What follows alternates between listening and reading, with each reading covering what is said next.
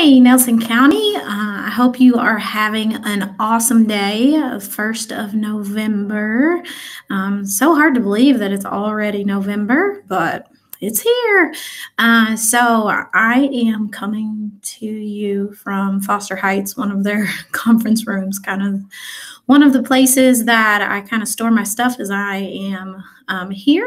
And so you can see it's super like blank wall. It needs a makeover. I'm just saying, I'll have to tell Mr. Hill. Anyways, so today we are going to be discussing digital lesson plans. Those were probably the most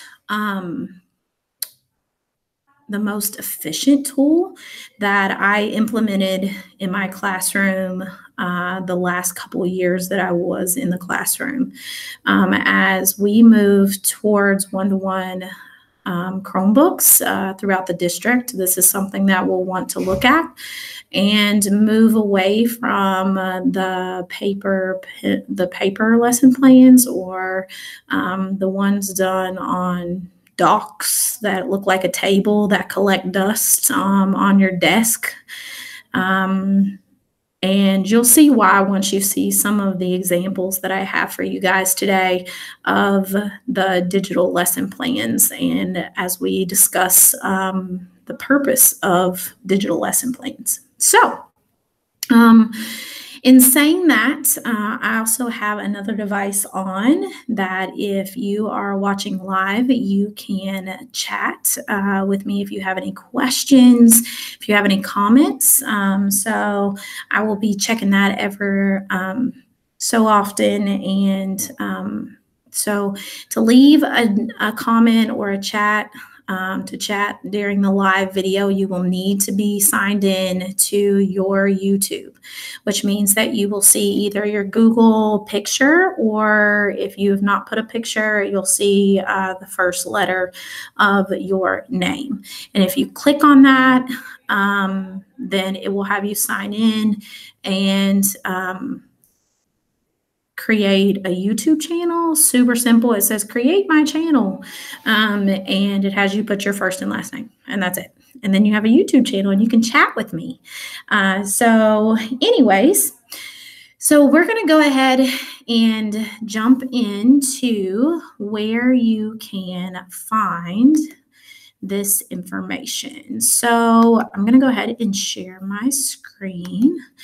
And you will see, find this information. There we go. So up here on your extension bar, you will see where the backpack is. If you want access to the resources or what I'm going to be sharing today, you can go to the backpack extension, click on it once, and up will pop the slide for the extension, and you will click on the backpack again, and that will take you to our tech innovation site. Really important site as we go throughout the year. It's kind of like my home of where I keep all of the announcements, that type of information. But you will have where it says innovate and grow, and you want to go to where it says Inspired Learning, which is what we are working on. So you'll see different technology professional development opportunities, and then you will also see our digital sessions. So here we had September, October, and now we're on November, and there's the link to the presentation that I'm going to be using today. And then obviously this is the recording that will be there after we finish this live. So that is where you will get to the presentation if you want access to the presentation. So once again, you'll go up to the backpack, click once, click the backpack again, it'll take you to the Tech Innovation site.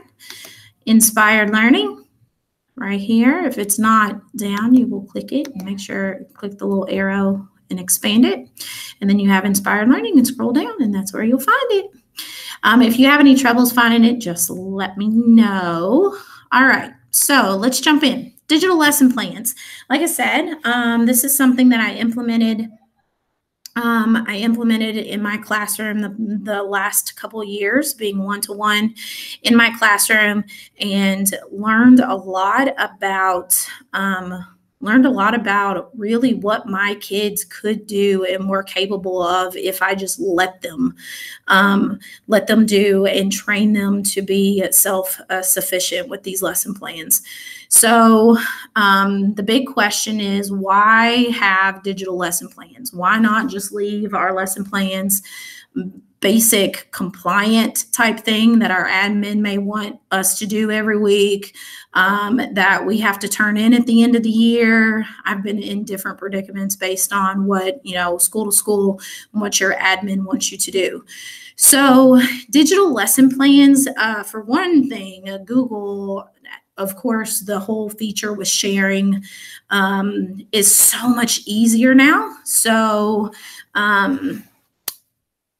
I would create a folder to put all my lesson plans in, and I just had to share that folder with my admin, and she could look at any time she wanted to look, or if she was coming in my class or whatever it might have been, and have access to them. So like I said, it was just one time I was able to share the whole folder of all the different plans that I had. So that's one nice thing. I never had to print out my lesson plans because they were digital. So efficiency was something that I always work toward in the classroom, because as we know as teachers, we have trouble. I guess I should say, I shouldn't clump everybody together. I always had trouble with time, and efficiency was something that I was working on and still continuing to work on. So it was nice. Yes, it was a lot of work up front. However, the following year, I was able to grab those lesson plans, tweak them, and roll them out. So it was efficient in that way. And like I said, it was a lot up front, but the benefits of having digital lesson plans was totally worth it, all that time. It does allow for self-pacing with students, and so that was really nice that the kids could see what we were doing in the unit. And then also accessibility. Parents were able to see these as well. I posted all my lesson plans on my site and in classroom, so they could have access to them either way. So if they were absent, they could also get on and look what we were working on that day. So all three of those are reasons why I implemented digital lesson plans. So what makes digital lesson plans? Well, obviously they are completed on the computer, but they also have to be interactive, transparent, and student focused. So the big thing about digital lesson plans, and really what makes a digital lesson plan, is that the kids have to be able to interact with them. It is completely it's completely for the kid. So when you are building these digital lesson plans, you are focused on the perspective of the student and what the students need. So instead of just filling in boxes on a table that is in a Google Doc or Word, you are focused on, let me gather all these resources. Let me create these activities, and then I'll link them all together, and we'll put them on the slide deck if you do if you use slide decks for your lesson plans. So it is more of, I get to spend more time planning resources than the compliance and the, here's the objective, here's the standard, and it's black and white piece of paper sitting on my desk, like I said earlier, collecting dust. So the kids interact with these. You can share them with your team. What we did as a team, I took on the science and reading lesson plans. My partner took on math, and another one took on social studies, and then another one took on writing. And so then we would just use each other's lesson plans, digital lesson plans. We would meet about them and make sure we understood them and all that good stuff. And then if we wanted to tweak them a little bit based on our teaching style, we definitely would. But once again, transparency is huge. Letting your parents know what you're teaching, letting your admin know what you're teaching, those kind of things. And then obviously, like I said, make sure that it is student focused. Of course, depending on your admin, they may want you to put your standards in there. Put your standards in there. You'll notice on one of the ones that I'll show you here in just a second that there are standards in there. If they want standards, you put standards. And it's not a bad thing to put standards in there so the kids know what, where this content, is coming from. But just making sure that your lesson plans are student focused is another feature of a digital lesson plan. So what I did is I did a quick all call, I guess you can call it, of some of the Ignite Academy participants to get a hold of their digital lesson plans. And then I have some of the ones that I used when I was in the classroom. So we're going to go through these. And so thanks for sharing out. This one comes from New Haven. And this is Beth's, and it looks like I tried to kind of go through here. It looks like she's kind of in the middle of this one. So these lesson plans are usually, at least at the elementary level, I speak more from an elementary level, but they're like I always did mine by units. So like this one is the folk tales unit lesson. And so you can see she has her standards here. She has her ICANs, and then she's got how she's going to assess and evidence.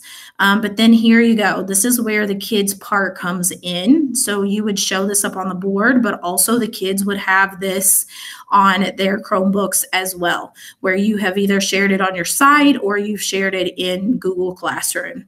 So then once again, the kids, it can be self-paced type of thing, or it can be a whole group, small group type of thing. So you can go through and check out the different ways that she has organized this. You notice that there's quite a few vocabulary words, and these guys that are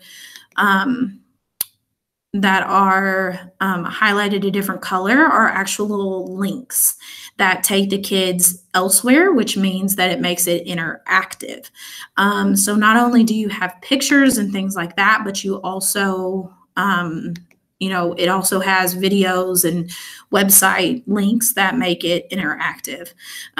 So I could come down here and then check out some other things that looks like that they're working on. So that looks more of like the background, the resources that she's going to use, and then she gets into the actual, hey, day one, this is what we're going to work on. And you can see here's day 2, day 3, and that's how she has set hers up. So there's not really a right or wrong way to set it up. You'll notice that she used Google Slides, which is really what I would suggest using unless you use Google Sites. Google Sites is fine as well. So here is a reading one. This one, another reading one. This was from Cox's Creek, Miss Kelsey Berryman. And once again, she does the reading lesson plans. So they're kind of going off of the format of what we did. So you can see she has her standards just linked in here and her objectives linked in here. And here are her lessons. So main idea, she's got her little click me, so they'll know that they need to click it. And this is also great for small group work as well, because if you keep it pretty consistent, the kids will know exactly what they need to do. So you will see that she's inserted pictures. She even has Pear Deck on here. Whoop, whoop. Love me some Pear Deck.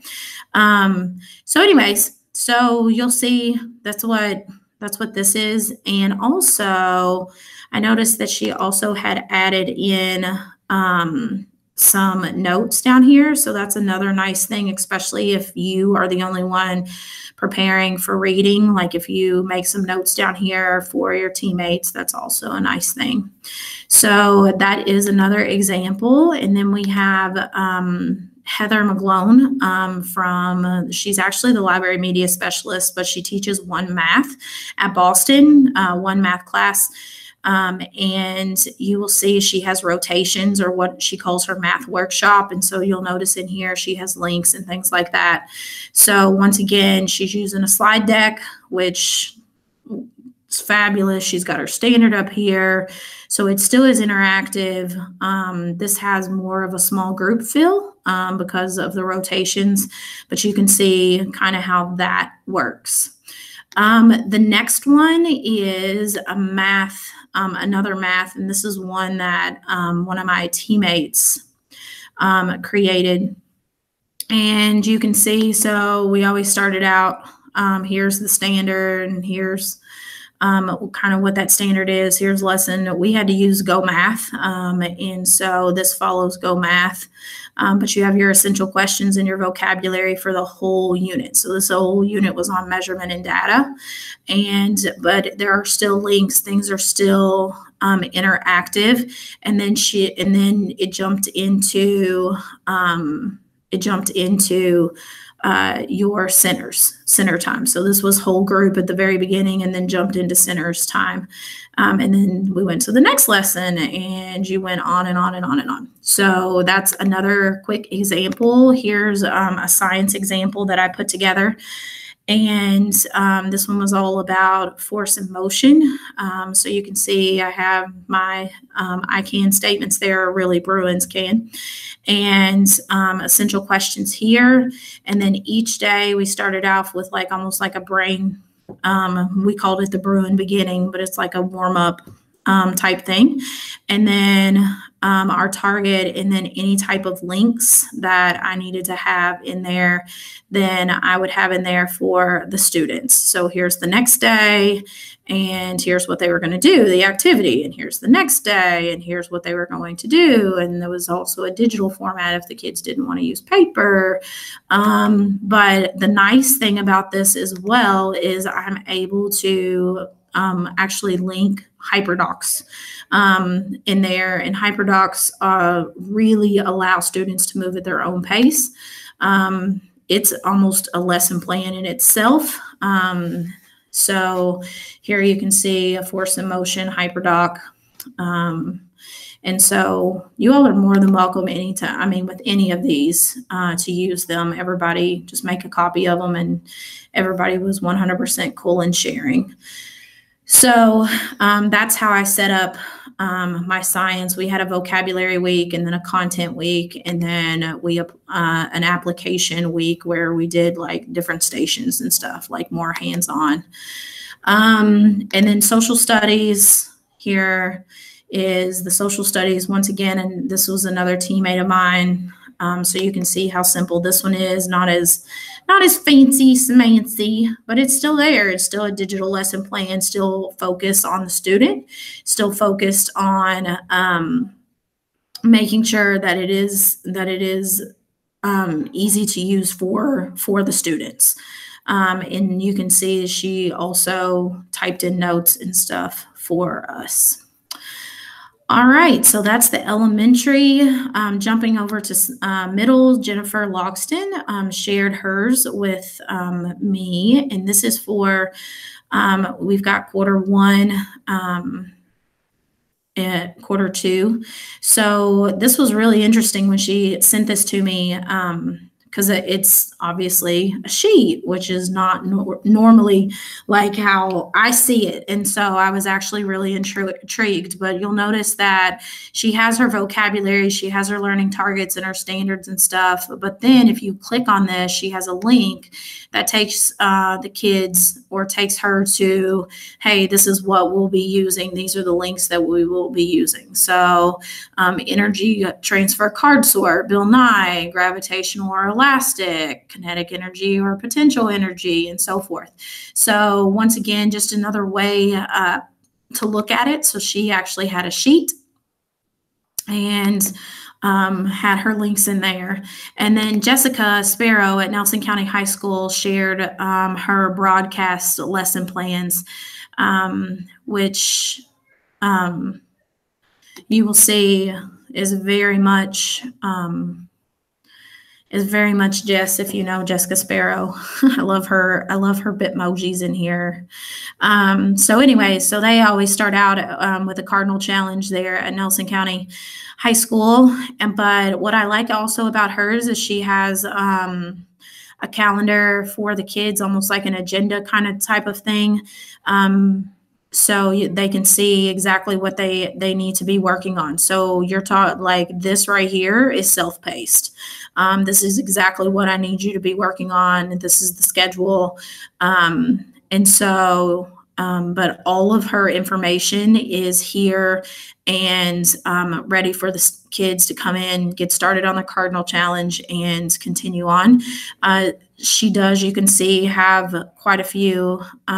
She does have an agenda for each day. And so, and reminders and things like that. And then here's the next day and so forth. And you can see how, like on this one, she inserted or embedded a YouTube video. So once again, another great use of digital lesson plans in our district. And this one was done by Jessica Sparrow at Nelson County High School. So just to recap, remember, digital lesson plans have to have some type of interaction with the kids. Share them out. They're, you know, as long as there are no first, last names on the slides or anything like that, you are okay to share those out and give the kids access, the parents access. There's no reason to not, that I can think of. And so share them with your admin. Just share the folder that you've created with your lesson plans and so forth. So you want it to be a collection of resources. I always like, when I'm trying to explain digital lesson plans to educators, a lot of times I'll say, just pretend that you take your filing cabinet and you just throw it at your computer inside of Google Slides, Google Sheets, whatever you decide. And then all of your resources are there unless you add to it or you change something the following year, and you're not going and looking for stuff as long as you will link. So it's so much easier in the end. Is it a lot of work up front? Yes. However, it's so much easier in the end. Trust me. I ended up not putting dates on mine because I made it more, instead of day to day, I made it more unit by unit, except for in science. And so that's a preference. Whichever way you feel like you would want to implement digital lesson plans. So there is an Ignite in almost every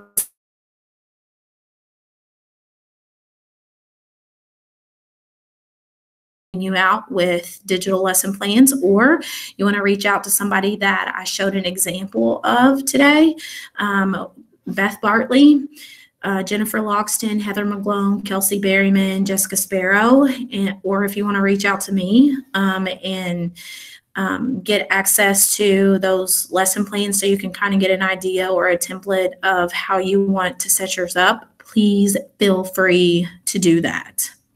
So I guess that's all for today. Like I said, reach out, keep doing great things, so many great things going on in our district right now. It just makes me smile. Like right now, I look at my fingernails and I have Play-Doh in my fingernails because I've been playing with Play-Doh all day and creating circuits using Play-Doh. So anyway, so it's just so much goodness going on. Let's keep it going. You guys have the rest. Tomorrow's Friday. Woohoo! You all have a great rest of the week.